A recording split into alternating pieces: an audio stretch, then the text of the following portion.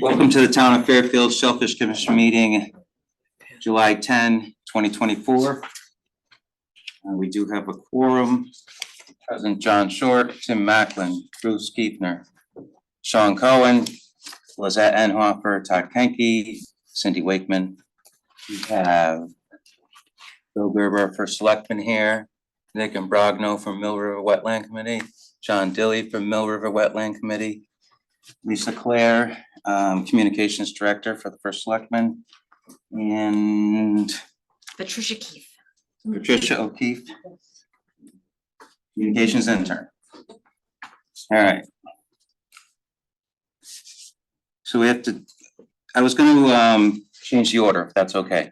Yes. I was going to have Mill River Wetland. Are you ready to go, John? I'm trying to connect to. We'll do a little bit of I have a couple of presentations I was just gonna run through. Oh, okay. Is there a way to do that or no? Yes, here. Do you have- Yeah, sure, Do you mind? of course. So, Do you think we can do the approval of the meeting minutes? of course, I'm just gonna help him get on here. All right. So we're gonna go to, we would call it to order. Approval of draft meeting minutes of June 12th, 2024. Any questions, changes, corrections? You're on. Are you not on? Yeah, that's on the new one. Yeah. All right, so Prue, real quick. I have a correction in section 7 under other. It says John Dilley and Noah. It should be John Dilley and RWC, Mill River Wetland Committee, Oh, I'm sorry, in okay. the old minutes. Last month's minutes. MRWC, not Noah.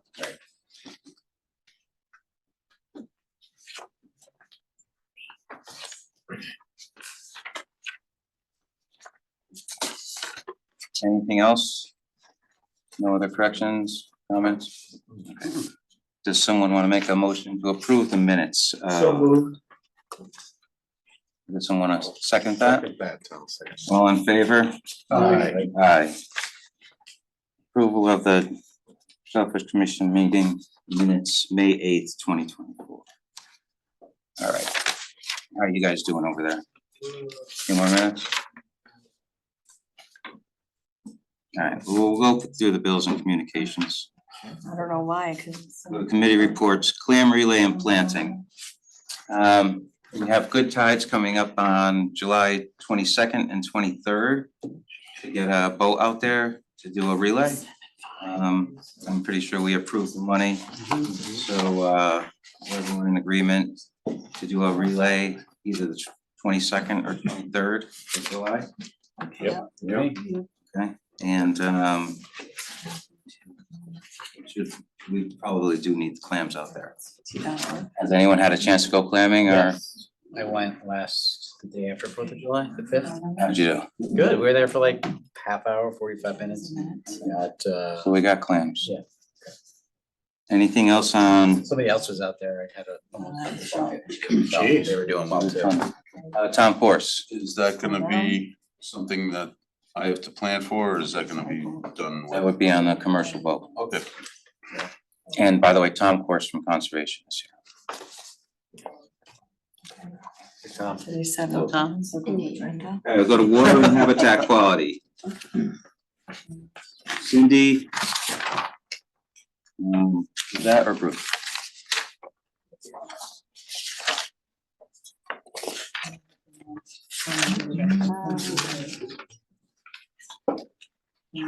So for the month of June, we're closed for 7 days. We're open for 23. At this point, we have been closed for 88 days this calendar year. And as everyone knows, our threshold was raised to 1.5 inches from an inch. So we shouldn't shut so often. Anything else on water and habitat quality? No. Okay. Permits and access. Cindy?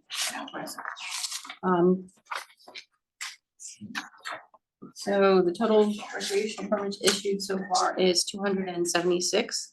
Non-resident is 15, senior is 107, and resident is 154. 82 are received in mail and 194 is online. It's pretty good. Gotta try to make a push, to get over 300 by the end of July. Have we heard any reports of people that can't sign up for it? There's one guy online that keeps saying he can't get his permit, and he's the only guy saying it. I don't know, tell him to clear his cache or whether we have had other. You can come into the conservation office and buy the permit. Maybe the address is not good or something like that. So I'm gonna put it online, so it can't be the online system. Right. I mean- Not the system. We've done almost 200 online, So I'm saying, is there, he'll serve, but it seems like not. Yeah, so sounds like a problem. it sounds like an operator error. Come in. All right, anything else on water and habitat? Or where I'm sorry, permits and access?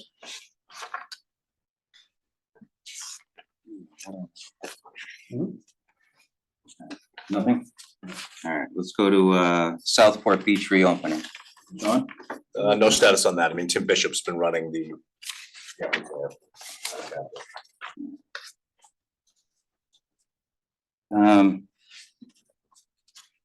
Would you just give a quick overview of what we're doing with the Southport Beach reopening? We have those communications people here. Sure. The goal obviously to expand the aquaculture and oyster beds and clams to people in town has extended to Southport Beach, but right now the water quality is not high enough. And so we can't just do that. And so we've been doing is over the period of years per the state requirements, taking water samples on a regular basis and providing that to them so they can analyze the fecal bacteria and other things that are in the water. And we can then start to figure out what is potentially causing those problems a little bit further up the river, start to address them, and over the long term, start to turn the corner before certainly my time and lots of people on the commission. Apparently Sasko was in the same situation. So it's a long-term effort to try and open up more clamming and oyster opportunities for people in town. Do you have thoughts about why it is? Is there a hypothesis? The analysis takes into account whether or not any of the fecal matter is animal. It can separate whether or not it's human. If it's human, it might be some leaching septic further up the river. You've got the beach club that's right there, although we haven't really noticed that much coming over on that side of it. There's I think 5 testing points where we kind of go to each time, so you can analyze water taken at the same depth, at the same temperature, and the same exact GPS position over time. So it's a consistent data set that they're analyzing. So the answer is could be a range of things. It's the first part, I guess, is to establish what that is. And one of our concerns was that perhaps it's something coming down from the Mill River. And the Conservation Department has done sampling of outfalls down there without any conclusive. Oh, Any so problem? we did do DNA sampling three years ago, and it came back as human in every one of our samples. So came back as human, bovine and swine. Could be coming out of Sasko Creek, right? It could be Sasko Creek or it could be Mill River, but we did sample in Mill River and it came back as human. So there's leaky septic or a pipe that is not done right or something like that. But we're in the process. How long has it been closed? When was it ever opened? 25 years at least. Okay. No, because when I first started, I started at Southport. So I would say it probably closed sometime after 2000, and then everything closed, all the beds closed for a period of time. But prior to 2000, it was open. Right. And it's just used to close after big rainfalls, they would close down. And we may be a little bit more diligent now than we were then. Right. Yeah. So So as we keep testing and sampling, and we'll eventually hopefully find the source of the pollution and correct that problem. Our DNA sampling over at wetlands here only went up to the tide mill. I don't know if we did any up at Uncle Road Bridge or not. But I did, you did. yeah. I think that one. Alright. I did the end of Henderson. Okay. Well, I just want, we have a water sampling program inside of Mill River being run by a new lead now, and we're looking for different locations to do some sampling, so if that would be of use, we have, citizens, they're taking water samples, they're entering it onto our website, it's probably not as deeply scientific as what you're looking for, but you could at least have a collection process that might. It would help if we, if we were clear at the Uncoa Bridge, then we know it's in that big stretch of homes there. Or, we could then sample in tighter locations to try to find out where it really kicks in. Our sampling procedure, we do with the Bureau of Agriculture, and they provide the sample bottles and all the criteria. And we just, as a matter of fact, have to coordinate with them to make sure there's lab time available. And the samples have to be maintained at a certain temperature. And so it's a pretty tight, It's tight parameters, it's tighter than. yeah, and then you've got to get it down to them. You've got to refrigerate it if it's warm weather, keep it from freezing if it's cold weather. And but they provide special sample bottles, and there's a whole form they ask about air temperature, tide temperature, things like this, which is good, Let's move on to commercial shellfish regulations. No report? No report. No report. Oyster bed development.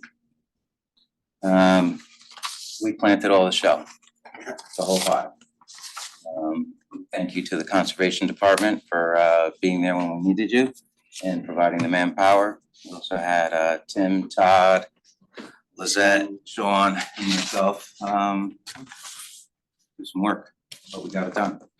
So all the shell's in the water, which is good. And the shell is the basis upon which the spat collects. If you don't have a shell, it's sort of like putting down compost. If you don't put shell down, the oyster spat has nothing to cling to. So this is important. This is what all the commercial shell fishermen, if you go to their facilities, they'll have a shell pile that's as big as this building. They will distribute on their shellfish beds. So it's no minor task. All the shell's in the water. We put most of it in Ash Creek. Some went into Sasko Creek with some baby oysters. So we should create some more reefs out there. Everything's looking pretty good down at Ash Creek, and down at Sasko Creek, everything looks like it's growing now. Some of those oysters look like they're standing up. Today. Spread out a little bit, but stand there. Yeah, if you go to Ash Creek, you will see these oyster reefs. Oysters built upon oysters, and they really are a reef. It's pretty. Can I come sometime and come with you guys and see what you're doing and Sure. see the reefs? I'm not sure I could find them on my own. I'd Low love low tide and you'll find them. This week might be a good time. I started the demo there, so we can load up. Okay. All right, we're gonna go off of oyster bed development and go to communications.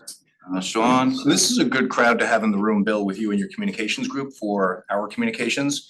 So what we tend to do is have annual events like our clan clinic that are coming up in September. We've got our Facebook account, our Instagram, so we've kind of got people that already know about us. They follow, we'll catch a handful of likes, a comment here and there. But what we struggle with sometimes, in addition to getting money approved to put out an ad on Facebook or Instagram, is get the word out to everybody else here in town that doesn't know about not only us, but it's really about Sasko recreational shellfish permits are available. It's a family-friendly activity. Get some rakes, spend the afternoon. It's something to do at the beach beside, read a magazine, sleep, or check your social accounts. And so, you have a highly visible, highly read letter that goes out each week. And so I don't want to necessarily ask you to shill for us, but I'd love to. Oh, we're gonna shill. So, even what we were just saying a second ago, we'd love to get. Boom, boom. We'd love to open up a dialogue where we let you guys know specifics of what we're doing. We are talking about making this year's September event different from the previous ones where we always have, we've had some entertainment the last few, we've had clam chowder and other food and other things. It's a great family event. We're gonna shift to the afternoon. We're gonna try to take advantage of the natural crowd size that might come in late September. And it would be a great opportunity for people that haven't heard of this, because the consistent feedback we do get is when people see it for the first time, how have I not known about this? And so we'd love to have you be able to help the people in town understand what's out here, and that's, you know, benefits everybody. We normally do this in June. This is the normal time to do it. Unfortunately, we had the moon not cooperating, so the tides, in other words, we do it at the beginning of June at a low tide, typically right around 8 to 10, 10 to 12, something in that order. And none of the tides cooperated this year. So there were no low tides, you know, in June, and then we got into July, and the town didn't want us doing something. And then we tried to do something mid-afternoon in July, and that sort of clashed with what they might, people that might want to be there. So a lot of people said, because, hey, guys, you always do this in June, and we always have a good time. How come? Well, we had no choice. We sat around this table, said, well, we might do it in May. Well, in order to do this, you have to go in the water. And even at low tide, you're in the water. But in May, you don't want to be in the water very long. Alright, That will be great. Lisa, do you have anything you wanna contribute to our communications topic? Yeah, we would love to make sure that we let people know about this, but one of the things that we're trying to do, so a couple of times now, we've done something called a deeper dive, which is looking at a department or a commission in much more detail. So we did one on the transfer station, and we really tried to let people see much more in depth about what happens there and why they should be doing things a certain way. So what we'd like to do is the same for the Shellfish Commission and what happens at the beach and what you're doing. But like you just said, let people know what they can do as a family activity or an individual activity, come out with a rake. I mean, these are all great things. So we want to get pictures, and some of the things that you do, we'll get pictures of that, but we could also get pictures of what people could be doing potentially as entertainment. It's such a unique coastal activity, and I don't think a lot of people know about it. So, we have, Tim Bishop sent out a link for all of us to send our pictures to. Oh, good, okay. We take a lot of pictures, so everyone, if you're send the best ones. We We have a lot of, we mentioned Ash Creek, and we put these spat collectors, they look like discs on a pipe, and we put them out there and spat collect on them.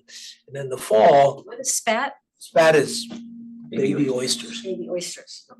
and they're baby, they're tiny, microscopic almost.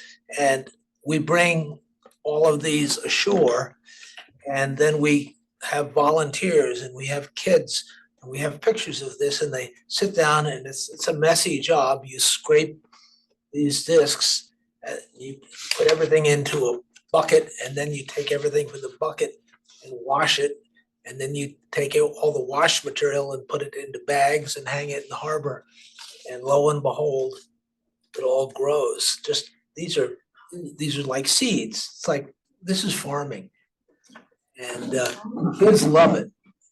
Well, John spent an hour in my, I didn't know any of this. And after John came in, I took a bunch of notes. I had never heard of spat. I didn't know about the seashell. Not spitting, it's spat. Yeah, I didn't know about how you collect seashells and all that. And but once you start Googling it, all this stuff comes up. So you have a lot of, you have your newsletter. I don't know if you do it anymore, but you have had newsletters in the past. There's a lot of stuff out there, and I think this would be a good way to sort of pull it together in a digestible way for a lot of people to read, because I don't think a lot of people understand the science. You know, there's a science here. I don't think I didn't know that you grew oysters. And so I think it's going to be really interesting. Fascinating. Yeah. Lisa, we'll get you all this digestible information, and we'll ask for like a save the date, almost like learn about this. If you're interested, September 14th, 2:30, boom, mark your calendar. Okay, and I'd love to come do it with you. I mean, if you can use me as a volunteer, then that way I'll really understand what you're doing. So I'll come and scrape spat and put them in a bag and. What size clothes do you wear? Anything size you have. Do you have to wear something special? Is that the Well, idea? something that doesn't mind getting dirty. Dirty. Oh, that's fine. I'm a gardener. I'll get All right. But the clam clinic is totally free. All right, let's move on. All right, so also on communications, the fall magazine, Town of Fairfield Recreation Parks and Rec magazine will eventually come out. You think we could possibly get in front of the people that run that again? Yeah, we ran an ad in the summer edition, and we could take a portion of that ad. It had 2 photo clips in it, and one of them was actually of the clam clinic, and it had lots and lots of people. So we might be able to put a new ad in for our clam clinic September 14th, I think their deadline is like right now. We Yeah, just now. turned in Bill's letter like a today. week ago or so, so, yeah. Okay, well, if we can, we can, if we can't. Last thing is, now that we're talking about clam clinic and clam planting, if we do the relay and we shut down for 2 weeks, when we reopen, we do a little pop-up. Bring some rakes down and put the tent up. If you buy a permit, use the rake for an hour. Right? Yeah. And we can, whoever's there might be willing to show someone how to clam. We could probably sell a few permits. Check So, out the tides. let's see, That's, that you would said be the 2 August, weeks from the 22nd. or probably 23rd. before our next meeting, so we'd have to discuss it. We'd have to just do an email chain. We have an email going out the 19th of July, so if you have a date by then, you can let people It know. depends if, so we have to test the clams in the water. Okay. If we fail, then Well, we we're, do them every 2 weeks, so Okay. if you guys will be in touch with me, I'll do Alright. whatever you need. sounds good. The date for pop-up. Well, 2 possible date would weeks, be- so, it would be the week of August 5th is 2 weeks from the 22nd, to 23rd. So it would be August 5th. I have to look at the tide schedule that week. So it's weather dependent. If we get a lot of rain, then we're forced to close. It's now Alright, an so that's inch an and a half. idea. We can see if we have time and we can get it together. All right, we'll go quick to the upwellers. I built a new foot valve, a new basket, put the pump back together, started the machine, and the pump seal leaks, but the motor runs. So we probably, before we put any product in there, we should pop the motor off, change the seal out. John, you ought to Start back up. explain what an upweller is. Oh, Yeah, it's on my sheet with the question mark. I have information about all of the things that we do, the spat collectors, the upwellers, the shell recycling, the other way we collect oysters. I could send you, they're like PDF documents that we give out. Okay. real quick, we'll just go. Is it on the over website under your commission? It should be, yeah, it should be all Yeah. 4 of them up there. I'll double check though. So basically, we catch the spat, grow it out, chip it off, bag it up, hang it in the harbor over the winter, clean it in the spring or summer. And then we move it into our upwellers where we grow it to 2 inches plus. And then we can plant it onto whatever bed we want. So in the past, we've done it in Ash Creek, we've done it in Sasko Creek, and we've put oysters right on Sasko Beach. And the upwellers are Someone big to, boxes where harvest. Yes, the upwellers are fish boxes connected by piping. It draws water in from the harbor. The oysters feed on the feed that's in the water, and the water flows back out into the harbor. It's all land-based. It's a little easier to deal with, not as much energy use. And people can see it. So, Just real quick, there's a low Go ahead. tide Saturday, the 10th at 9:55 AM. Or Sunday, the 11th would be 10:39 AM. what was the other one? 9:55 Saturday, the 10th, and Sunday, the 11th, it's 10:39. Tim's referring to for the pop-up. For the pop-up cleaning clinic. Jesus. Wait a second, who's smoking in the background? You didn't wanna come, you didn't. All right, Engine one. Yeah, engine one's right. Humidity. Evacuate. Yeah, that's what we're supposed to do, right? Yeah, I guess. Somebody tell Matt we've gotta go. I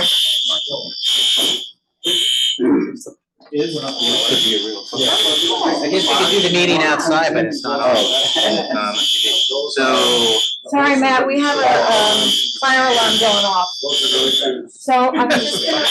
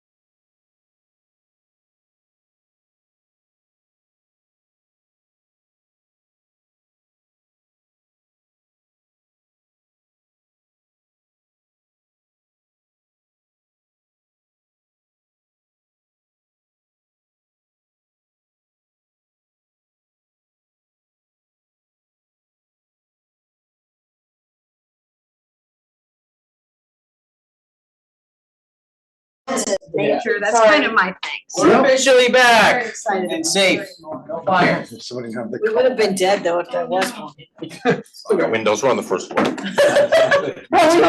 out the window. How's your flying? Oh, Well, flying down here, flying up there, a lot of soloing up there, We left off. working on different maneuvers. You're gonna get a plane. Right, or no? That's when we went. I'm afraid I really, you don't wanna rush in. I'm mostly concerned with. Reef shack? Yeah, the reef shack, all right. The airplane itself. Plane, so I didn't run, I walked. I think all I did was. Let's go. Hangar space is the buy a plane. Hangar space you can, and I'm waiting for. Yeah, all right. Friend of mine. Hangar. Who wanna be over that? Yes, John. So we're on upwellers, I reported that, I had started them the other day, and we have to put our oysters in. So I guess in the next week, if we can get together, if anyone wants to join us doing that. It's a little bit of work, it shouldn't be too bad, but and then on the upwellers, we do have the opportunity to try to get some oyster spat. And possibly we could do clam spat. So they're spawning clams up there now, and I know they've spawned millions and millions of them. But we don't really have the right apparatus, kind of. When we looked at the original system in Cape Cod, they had fine mesh bags full of microscopic clams. So we could try growing those out. It'd probably take longer, and then, About 20 years ago, they did that. Right. In Southport Harbor. yeah, They had like a Stanky. floating dock up well. I worked for Stanky, so, and it worked, so. yeah. So we could try growing some clams, Longer into the year too. we'll probably have to plant them at the end of the year, so we'll see how they grow, but we could try doing one unit. Yeah, see how it goes. What about baskets at the agriculture school? Using their. Yeah, we're not gonna cages? talk about that now. Alright, we'll have to bring the aquaculture in, alright? Okay. Alright, so we're gonna go to reports from the Conservation Department. Our shellfish fund balance, $30,060.49 as of June 30th. Permits, 268, closure period, as was reported earlier, open 94, closed 88 this year. And our budget status is, we have no comment on that. Status quo. Alright, so the next subject is a mistake, old business, neither of those should be on the agenda. So we don't have to talk about them, so we're gonna go to John Dilly, Nick Imbrogno, and Sam Anderson. Sam Anderson, where are you? Waving. Hello, Sam. Oh, right there, okay. So Mill River Wetland Committee is gonna do a little presentation about what they do and possibly how we can work together with them. Absolutely. So thank you for inviting us, John, and the commission. I'm gonna share my screen so everybody hopefully can see it up on big screen so that we're not all crowding around my laptop. Here we go. All right. So as John said, my name is John Dilly, and I've lived here in town for over 25 years. I know some of you through different pursuits in town, so I'm really happy to be here. I think I know Lisette Blum, by the way, from preschool. First president. But Mill River Wetland, I'm gonna give you a little overview and how our organization is structured. With me is Samantha Anderson. She's our education director. She looks incredibly wide awake for someone who landed from Europe about 10 hours ago. And for 2 weeks on vacation. So thank you for joining. And also with me is Nick Imbrogno over here. Nick is also a lifelong resident. His parents and grandparents have been in town for 40, 50 years. Nicholas, we know through Osborne Hill. He went through the River Lab program. He went to school studied actually you got our scholarship, I think, as well, didn't you? Yes. He was awarded the scholarship through the town scholarship committee when he was at Ludlow, Ludlow or Ward? Ludlow, yeah. Ludlow. And he went on to study environmental sciences. So you know, I don't know if you want to talk, what was your, want to talk a little bit about your degree and what you're working on right now? Sure, yeah, so I did my 4+1 program, basically. Both degrees are in environmental science. My master's degree is in ecology, but I've been taking a lot of like marine-based courses, and for my final project before I can like finally get my degree, I'm doing research on invasive crabs in Long Island Sound, specifically the Asian shore crabs. And just because as I was doing research, I found out they're relatively new in this area and they're completely taking over.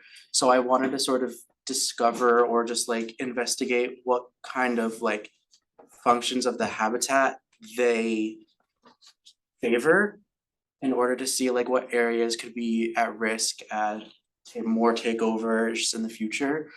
I'm gonna be doing it in the Ash Creek estuary and then one of their university owned ones in Brantford. And I'll sort of compare both places, but overall just sort of add more research in a under like research field or topic. Cool. Yep, so Nick was invaluable to us, not only during the summer, I mean, outside of school year, during the school year, came back, volunteered, led trips. And this past year during estuary, he and another student who went through the program were helping with a brand new kind of shellfish exhibit we had in our estuary program. And I'll let Sam talk about it in a bit when we go through Educate. But needless to say, it was really, really successful. So it was the work with the Shellfish Commission and Tim and Sam and Nicholas and others that really added a whole new component to the estuary program. But let me walk you through a little bit about the Mill River. Some of you may know about us. We are founded by a woman by the name of Joy Shaw. She's 93. She texted me an hour ago to say congratulations on getting Sturgis Road through Board of Selectmen. So Joy, if you get a chance to meet her, please do. She's phenomenal, and she founded us, this organization 57 years ago when they tried to fill in the wetlands over near her house by Perry's Mill. And she got some local families together, studied up on it on her own time to learn about wetlands and the protection of the watershed, and took it to Mill Hill School. And the principal there was open to it, and it really was the foundation for our educational programs that many years ago. So it's been going strong. She's still involved with Samantha on curriculum, still has input to me about which direction. I spoke to her on Sunday night, and she's still giving me direction. And Bill, you recently met her at the Monopole meeting, and I think I described her as someone who does not look at you, she looks through you. And Bill called, he's like, oh yeah, I just met Joy. So what we are about is environmental stewardship and education. And what Joy found was it's fine to kind of argue with adults, but the best way to protect the environment is to teach the kids why, you know, they shouldn't be doing something wrong in the first place. And so that's our main focus. Sam is at the helm of our Educate team. It's a growing group of volunteers of mostly residents from Fairfield, sometimes retired, sometimes still working, sometimes students coming back, which we love. Really it's to stimulate, civic action and conservation. Also, we have an engaged team that we talk about. The reason we're here tonight, get with other commissions and organizations and talk to them about what they're working on. What are they hearing in town? What things are coming up that are important to the Fairfield citizens, and maybe we can be involved or we can support. And then obviously we also do some advocacy as well. Recently, a couple of years ago, when Aquarian was looking to divert another 7.5 million gallons of water out of Hemlock, we were an intervener in that lawsuit with Deep. We were able to get some gauges put onto the Duck Farm Bridge and some requirements around the water, and we're still monitoring that. So we're here to educate, we're here to work with others, and we're here to throw down if we have to. So that, that's what we do. Our main focus is this watershed. If any conversation, if you talk about the Mill River, Joy will correct you. No, it's about the watershed. So we are here to educate the future stewards of the natural resources in Fairfield, protect the watershed, which is an entryway obviously to the sound, and collaborate with local organizations. Our organizational structure, as I mentioned, is the Educate team run by Sam. Our kind of award-winning 50-plus-year-old River Lab program, which, you know, she can walk us through in the next slide. I handle the advocacy, and so I'm doing a lot of the collaboration. And Lynn Shavinsky, some of you may know, Lynn was our past president, and she has stepped into the role around Engage, which is really, again, around promotion. You guys were talking about getting your events out, sharing our newsletters, things like that. I was mentioning before, we have 3,000 people on our membership email list, and we get almost a 50% open rate, which is, you know, unheard of for email, you know, communication. So we have a large for our group, and active membership that, you know, read what we send out and are willing to kind of step in when we need them. Excuse me, on the Educate side, you know, Sam can talk to this a little bit more, but we educate grades at 2, 4, 5, and 7 at every single Fairfield Public School. So, and we also handle some other local schools, Sam. And it's an instructor-led training. We had to align it, not only digitize it during the pandemic, but also align it with the next generation scientific standards that came through the Department of Education. And it's also aligned with the Fairfield Public School System's STEM curriculum. So it fits directly in with what they're learning in the classroom, which we think is fabulous because it gives these kids a chance to get out and kind of put their hands on the stuff that they're learning in their textbooks or they're learning on their smart boards. It is a volunteer-based team. And what I would say is pre-pandemic, we saw, you know, start declining around volunteership. Post-pandemic, it's gotten more difficult. So we've had to fundraise more and do more in order to be able to provide some level of stipend to people who run trips. No one's getting wealthy off of running trips, but it's the least we could do for these people who come out, spend hours getting trained, spend hours with the kids, and make it a really deep and rich experience. So, Sam, you want to talk a little bit more about any of the different modules in Educate? Hi, everybody. I would only add, I think that was a really good summary of everything.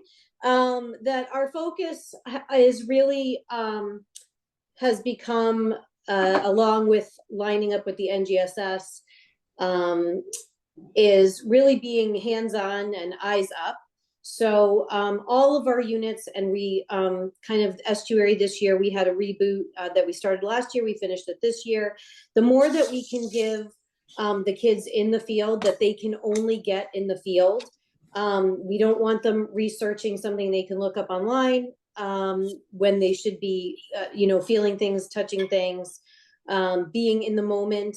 We're asking them to sketch. At all of the units they sketch, but at estuary, you know, you go there and you have a feeling like it's part of the experience. So really trying to get them to be looking up from a data sheet, looking away from any kind of a screen, and connecting with the space that they're in, whether it's at the estuary or any of the other sites. We use the Perry's Mill Pond site, and we also use that's for the groundwater and erosion units, and then for the biodiversity unit, which is our second grade unit, that's at Mill Hollow Park, which is just you know, almost adjacent to that space.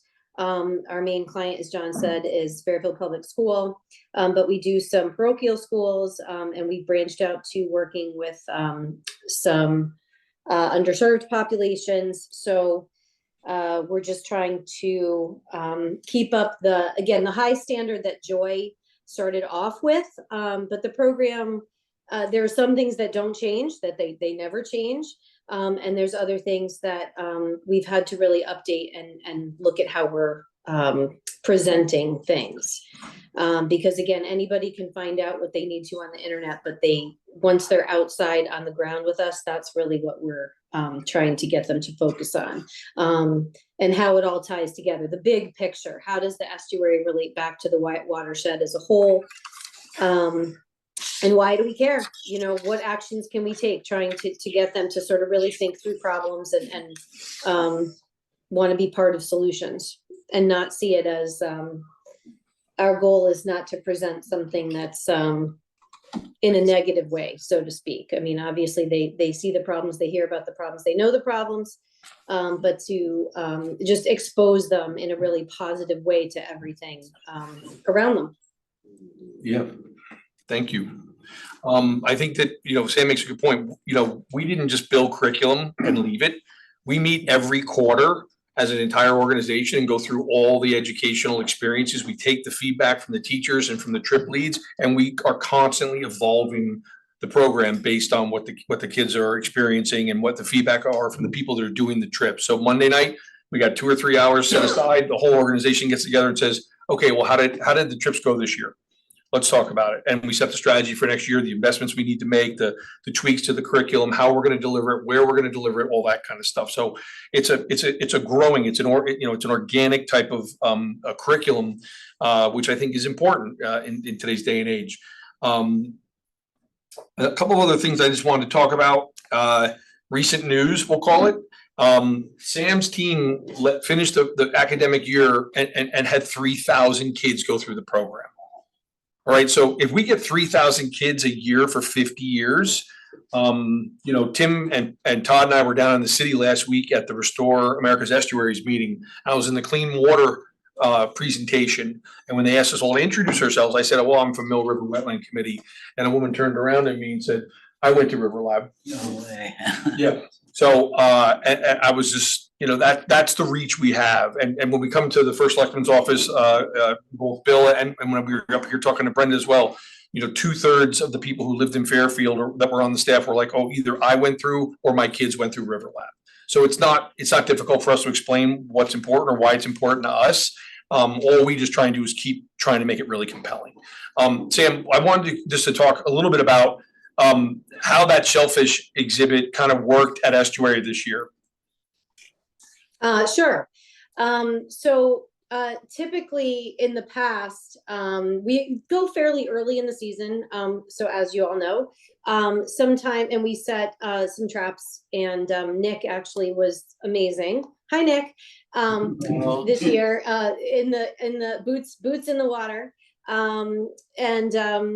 We, on a given day, maybe we'll catch a variety, 3-4 different things, lots of invasive crabs, as Nick was saying, but some other things that should be there as well.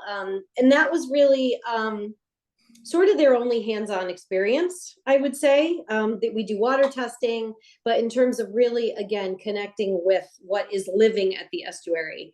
What is the habitat? Who lives in this habitat? So that's where we had gone back and forth with Tim, and he came to our trip leader training and showed us how the oysters are developing off the dock there, and thought that we could incorporate that as a station on our, so all of our trips run in like a circuit. And estuary has become, instead of being a timed sort of a restrictive schedule, it's a little more flexible. Our people are meant to be able to sort of lead kids around and follow their leads in terms of questioning, and if kids are really into something, stay a little longer. So one of the stations became looking at the oysters and how they were developing, what was living with the oysters. We found some great, a great variety of things in there, and getting the kids up close with it. If they didn't want to put their hands in the bin, we would take it out for them. So it gave them a whole other place to interact with these organisms that we did not have before. And Nick was, as I said, was more in the channel of the estuary this year, but a couple other students helped us out, and really, again, it was great to have young people connecting, but really learned what they were talking about, and Tim supported us through that, and it was a huge hit. I think it's something they're really going to remember, and that's what we're looking for, is that impact. Next year, we're going to put a QR code for the clam clinic next to it. So, that's going to be your advertising. So I don't want to take up too much more time, but other things I just want to talk about is we collaborated with an organization on Long Island, in Selden, called the Ward Melville Historical Society. And they approached us a couple years ago because they wanted to do a pen pal with the kids in Bridgeport. So we went to Bridgeport and found a charter school, and Sam ran them through one of our programs. And then we ran the program on Long Island, and the kids got on Zoom and presented the water quality results and the organism finding results to each other. And they get the biggest kick out of that because they're both connected to the same water, body of water. And yet they're finding vastly different things in Yellow Mill than they are over in the marshlands in Long Island. So a tremendous thing. It's evolving. It's a nice partnership. And again, I joined the summit to watch the kids present. Last year they did it as a newscast to each other. This year was a little bit more scientific, and it was that's the stuff they're going to remember. Our goal is to get these kids into these environmental science classes in the high schools and in the AP classes in the high schools, so they go on to do environmental science, right? I mean, Nick is the poster child. Also, Joyce Shaw, our founder, if anybody hasn't been down to the Fairfield Museum, she's being featured as one of the we'll say trailblazers in conservation in that exhibit. It's running through the end of September. There's actually going to be an open house there on July 20th where people are going to be tabling. We're going to be tabling. Aspetuck is, and Joy's being featured there. Talks about her history and the history of the organization.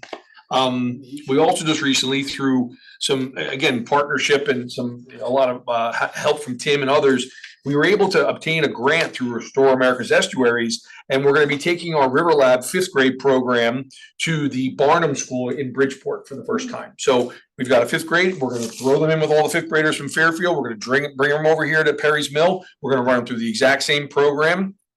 That's in the fall. And in the spring, they're going to do our water monitoring program I was talking about earlier. It's water monitoring light, right? It's not EPA lab stuff, but it gets them thinking about what's in their water. And they're going to do that with the Barnum School. And again, Pen Pal, but it's going to be St. Thomas, Paul Piork's class at St. Thomas, the 5th grade. And they're going to be presenting back and forth with Barnum School in Bridgeport. So again, making those connections and getting the kids in the water, testing the water, understanding. This is also to kind of help the kids in the Barnum School. We're working with Groundworks Bridgeport as well and their Waterfront Advisory Board to start to think about other educational opportunities so that people can kind of understand what they need to be thinking about from an environmental justice perspective inside and around Bridgeport and the harbor and the waterways there as well. The other thing we did this year was we raised our scholarship. So a couple of years ago, we were giving out a smaller scholarship.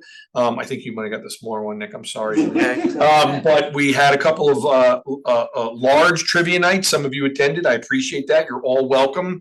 Gerber brings way too many people. He's got like 10 people on his team. Won 2 of them. But we were able to award. He brings like 20 people. We gave it $1,000 scholarship to a senior at Ward and $1,000 scholarship this year to a senior at Ludlow who are going to be pursuing environmental studies or environmental sciences or engineering. So that was a great. And then we're also, as Bill mentioned earlier in passing, we're partnering with the town on this property at Sturgis Road. There's 2 parcels there that we're partnering with them on and trying to really get this through the town boards and get it approved and turn that into a hub for conservation and environmental learning. So we're really excited about that. We got it through TPZ and Board of Selectmen today. We have Board of Finance and RTM in the coming 10 days. So yeah, we have a lot going on, and we think that would be a great place for organizations such as these to collaborate, or other environmental organizations in town to have a headquarters to kind of collaborate. We do need help. We need help with volunteer coordination, grant writing, event coordinating, things like that. We have social media and website, but people who are interested in that as well. We manage the Rockland Pocket Park there, and that is always work as well. So any type of marketing, fundraising, membership, event coordination skills are always welcome.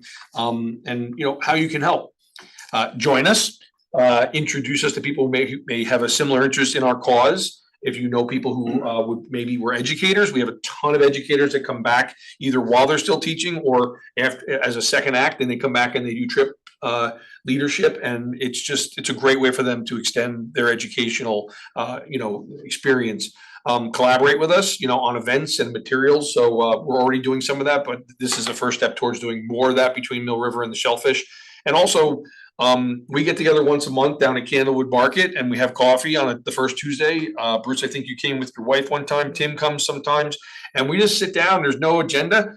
Anybody, it's mainly water-based environmental groups. And we get together and have a cup of coffee and say, what's going on in town? What do we hear? What's being developed? What don't we like? What do we hear is on the horizon?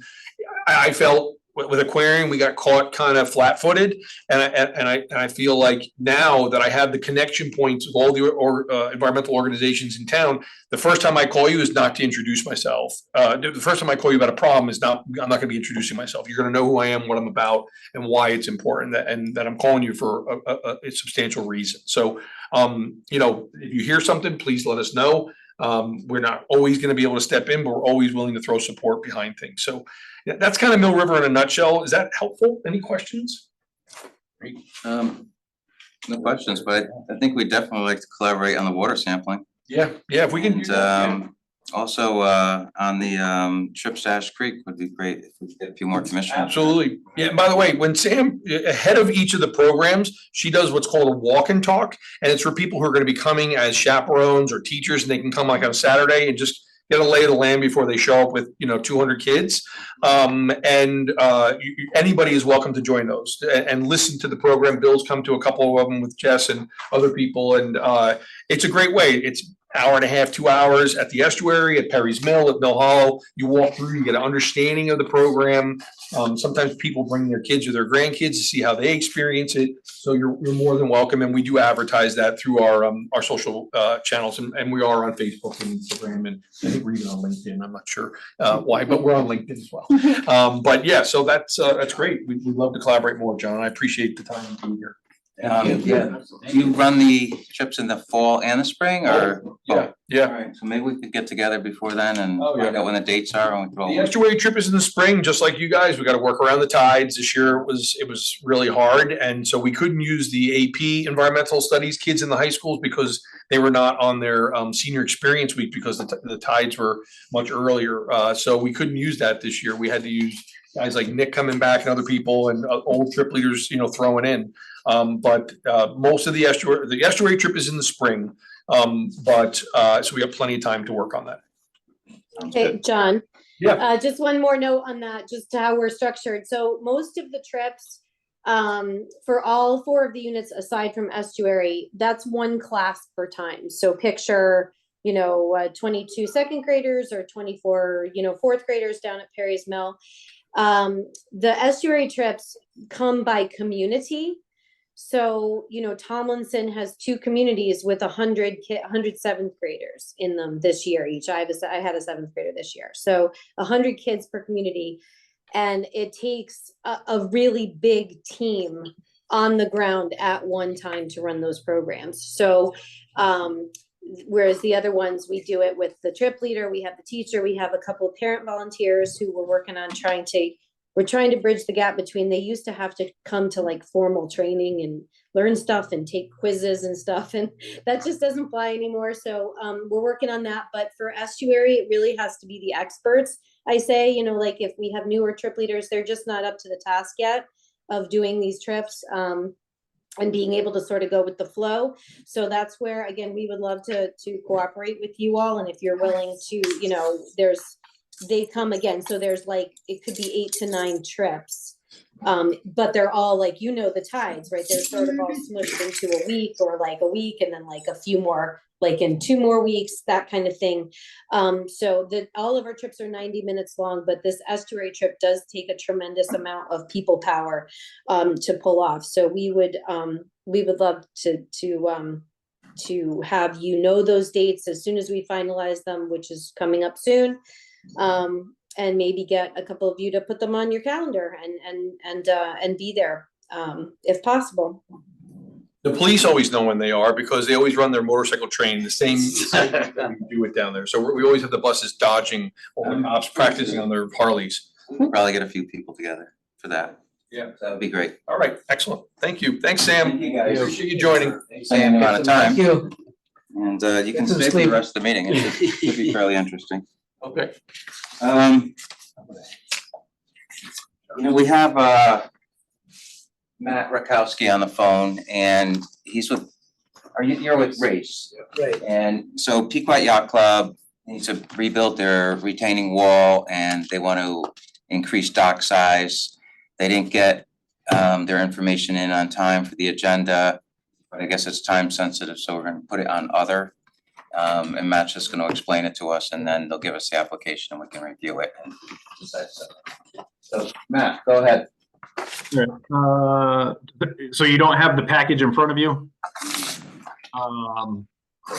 Yes, we do have it in front of us. Okay, I don't know if I could share my screen as well. Why don't you just give us an overview of what Pequot wants to do? Okay. Good evening, Commission. Matt Rakowski, Project Manager at Race Coastal Engineering. Sorry I couldn't be there in person tonight, but thanks for having me via Zoom. Long and short of it, the club is seeking to replace the existing seawall as well as the floating dock system. Currently, the existing seawall is old and the elevation is significantly low. They have been experiencing numerous inundations with just standard high water events, which degrades the parking lot and restricts certain use within that parking lot, restricting use getting to the floating docks and alike. So one step of the project is coming in, raising the seawall to get it up above that nuisance flooding, which is roughly, we're seeking to get to elevation +8, which it currently is roughly around elevation 5. Additionally, with this, the docks are old.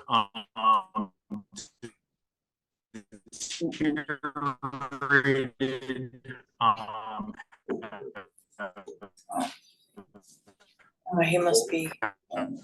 Very low freeboards, an updated facility. With that, can you hear me? Did I lose you? We're kind of losing you. Yeah, it's cutting in and out. Here, maybe this will work. We can hear you now. Okay, so the floating docks, really they're deteriorated, low freeboards, so they're just seeking to bring the facility up to current standards.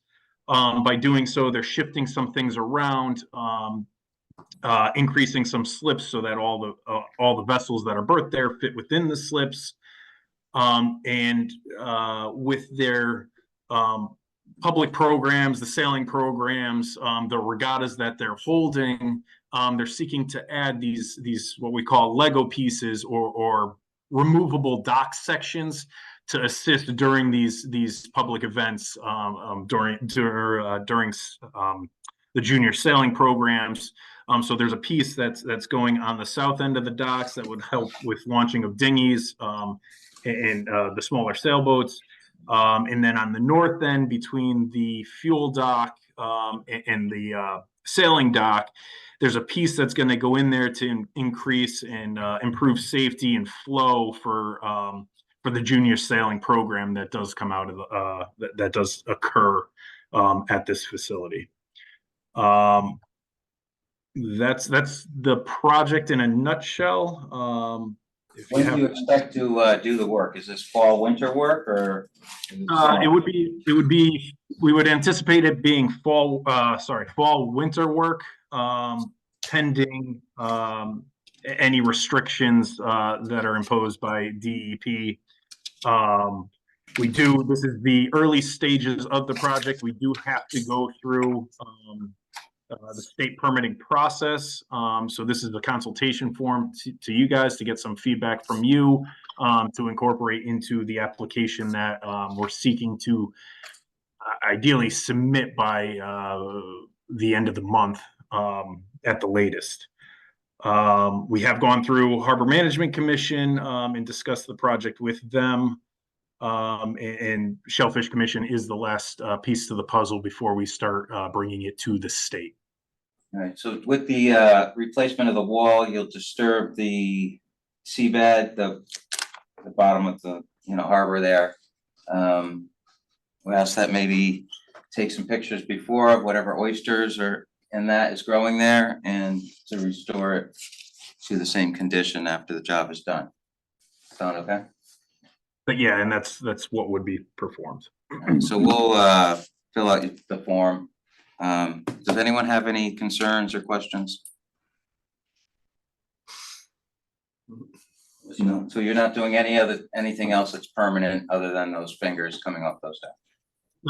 Yeah, so permanent would be the seawall that's being replaced, and then just the reconfiguration of the piles in regards to how they're anchoring the float system. But it wouldn't be much different what is currently existing.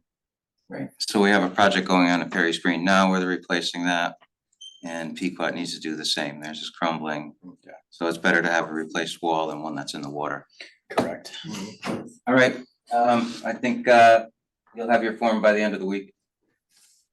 Oh, maybe next week. We'll get this off.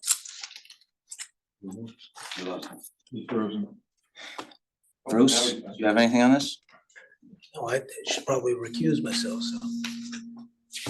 I mean, Well, we're not voting on anything. no, I think it makes sense, you know. Okay, Thanks. thank you.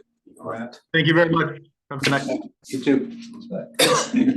All right, so I put on the agenda under new business, discussion of new potential alternate commissioners. So, Bill, we talked about this and, you know, it'd be nice maybe to have a couple of alternates or 3 alternates that, you know, if we can't make it, people are traveling and sometimes we don't have a quorum or, you know, we want to have a better discussion or someone's moving on, their term is finished and the alternate will come right in and replace that person. So I looked in the charter, I couldn't find anything. I looked at the town code and all I find is that the Shellfish Commission has 7 members. So I don't know if we have to make a proposal and have the RTM vote on that and put that into the town code if we wanna. I believe that, you know, check with the town attorney, but I believe that would be what you would do. We would ask the RTM to amend the code. Does anyone have any concerns or questions, or do you think that's a good idea? Sure. It's a good idea. 2 extra people. That way. I think it's important for continuity. Yeah, and it will be nice when we need to vote for another commissioner. Tim is November and I'm November after that and, you know, we need people. We just want to move into this seat and that seat. So, we'll work on that. The other discussion was, I've mentioned this in the past, discussion on the potential junior commissioner. So my idea was to have someone, high school student, possibly 16 to 18, make a commitment to come to 6 months of meetings and possibly help with some of the things we do and just learn about how a town commission runs and about our Shellfish Commission. They would have no voting rights. It really would just be a junior commission in name. But it would be great for a student or that to possibly put on their resume. But we have someone, Nick. He's too old. Too old. He's too old, but he is still studying and he could be the test case here to see if it works. Pilot program. Look 16. I think he's already. 16. Take this off. So if we did that, you know, we could make the decision here. That doesn't have to go through the RTM, I don't think, because it's not really a real position other than you're making a commitment to the Shellfish Commission people here. And it might be, I mean, John, you might have folks who matriculated through your program Absolutely. who have shown that sort of core interests. Obviously, we're more focused on the estuaries. But I think when you start to see what we do, if you're interested in the river, you very well may transition. And so it'd be great to have them be involved. So what do you guys think about the junior commissioner Great idea. position? Do Yeah, absolutely. Yeah, fine. you want to vote on this and then, or should we leave it for further discussion? I mean, do we want to come up with a list of like Potential. responsibilities and duties and then? Yeah. and then- Maybe even having 2. Having 2? Having We 2. could do You think 2, we could yeah. find 2 people? Maybe from the Yeah. agricultural school thing. Cause I think they may be more inclined to come with somebody else. Yeah. Teenagers like to move in pairs. Very good observation. And, you know, it would, it's almost like a member of the public. I think it would be Yeah, fine. because they may have an interest in it. Nick, It could be for AP environmental science students too, it could be advertised to them, and I'm sure that they'll happily jump on that offer in case you can't find someone on your own. Makes sense. Yeah. so Same would you with possibly college be resumes. interested in doing that? Sure, yeah. Alright. Love to, yeah, see how those things Get go. some details together and we'll be in touch with you. And then after that, I think we try for, a high school student or something like that. But we could use the manpower right now. Truth, or the human power. Bill, do you have anything to discuss on alternate commissioners or the junior commissioner? Oh, I think it's a great idea. The alternate, I think every commission should have alternates. I'm not sure over the years why they haven't, but it makes a lot of sense. There are some commissions that are hard to find people, but this is not one of them, from what I've seen. And for the junior commissioner, I feel having youth, it is good for everyone, including us older folks, to have younger people around that we can impart our knowledge to. And I think other way around, you can hear what's important, to them. And I think it's a great idea. And definitely, you could have more than, it's up to you. I get too, yeah. More than one makes sense. I meant to mention, John, is we've talked about the scholarships in the past, but we have a different kind of issue is we can't really use that. I don't think we could use the town's money for that. We probably have to get donations or something, but at some point I'll talk to you maybe about how to proceed with that. We have some ideas with possibly getting some donations, so maybe next year we can get on board with some scholarships too, if that's something we can do with donated money. All right, so then the last thing in new business is the shell donation. As we had mentioned, myself and Tim Bishop had visited the hatchery and in New Haven, and they said they were interested in giving some spat in that for upwellers. But they also asked if we needed some shell, and they saved a big pile of shell. Tom arranged to have drove up there. JP drove up and picked up the shell in the town truck twice. The bin is full. Oh, so what truck, how big of a truck did he take? Just a regular 6-wheeler, but he loaded it good. 6-wheeler holds I don't know approximately how many yards. 5, 8. Probably close to 5-6 yards each. There's easily 10 to 12 yards in that. There's a lot of slipper shell in there. Yeah, it's all, I mean, it's sucked up from the bottom. yeah. But the girl from Noah, the lady from Noah, stopped by the shop today. And she's like, I saw what you guys did over at Ash Creek, because they have sampling there. Yeah. And she's like, that is awesome. And she goes, keep doing it. And she goes, do you have more shell? I'm like, well, look at this. Well, now we have to figure out, can any more shell fit on top of that pile, but that's not what we're talking about. So we got 10 yards of shell. We just put in at least 10 yards of shell, right? We did 5 truckloads, so we're all stocked up with our shell. Anything else on the shell? Nope. All right, informational.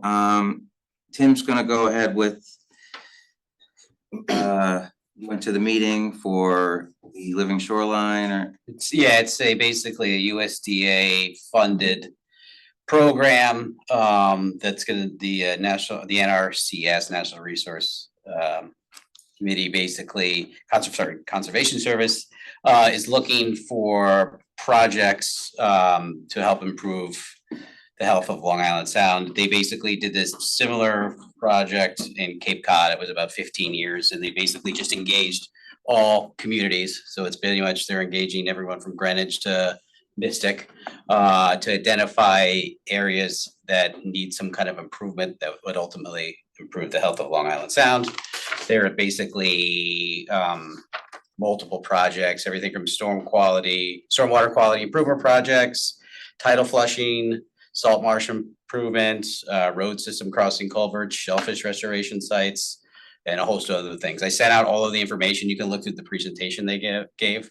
And anybody can submit an idea. It's very, just a simple idea. And like, I think basically just you write up a page of what you think a potential project could be. You send them coordinates of where that is. They submit the project idea, and then once it's in and it gets approved, you don't have to do anything. Basically, they develop the project idea, they get it paid for, and they implement it. So the only catch is they're looking for submissions by July 12th.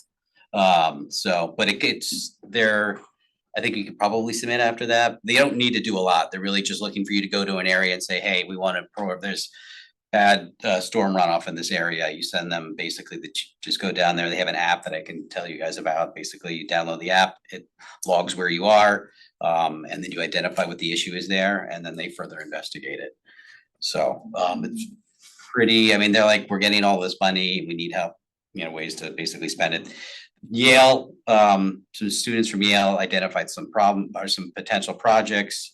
So that's in that packet, that presentation that they gave. So you can look at some of the other potential projects.